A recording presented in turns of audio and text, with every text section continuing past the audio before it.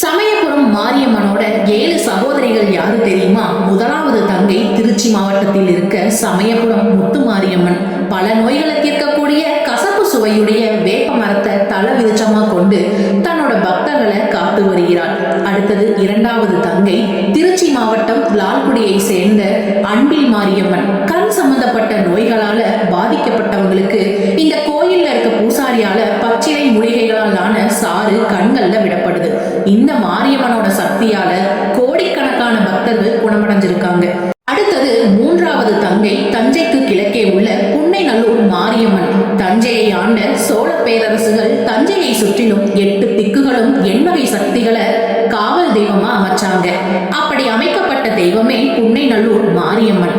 அம்மை நோயால பாதிக்கப்பட்டவங்க இந்த கோயிலுக்கு வந்து தங்கி குணமடைஞ்சதுக்கு அப்புறமா தான் போவாங்க.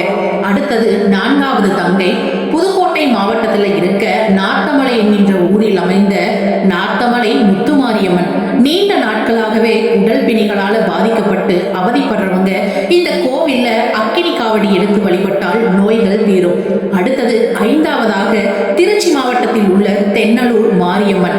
இந்த அம்மன் மிகவும் எளிமையாக கூரையிலேயே குடிகொண்டிருக்கிறார். அடுத்து ஆறாவதாக புதுக்கோட்டை மாவட்டத்தில் அமைந்துள்ள பொன்னையூர் மாரியம்மன். இந்த அம்மன் மையப்பகுதியில் அமர்ந்து கொண்டு 4 திசைகளிலும் உள்ள மக்களையும் காடு மேடுகளையும் கால்நடைகளையும் காத்து வருகிறார். கடைசியாக ஏழாவதாக தஞ்சாவூர் மாவட்டம் திருவையாறு அருகே அமைந்துள்ள வீரசிங்கம்பேட்டை மாரியம்மன். குடமுருட்டி ஆற்றங்கரையில் அருகே அமைந்துள்ள இந்த அம்மனை இளமாரியம்மன் என்றும் அழைக்கப்படுகிறார். புற்றுமண்ணால இந்த அம்மன் ஆனதால இந்த அம்மனுக்கு அபிஷேகம் கிடையாது. 5 ஆண்டுகளுக்கு ஒரு முறை மட்டுமே தைலக்காப்பு நடைபெறும். மலையை தரும் இந்த மாரியம்மனோட பங்குனி திருவிழா பெயர் பெற்ற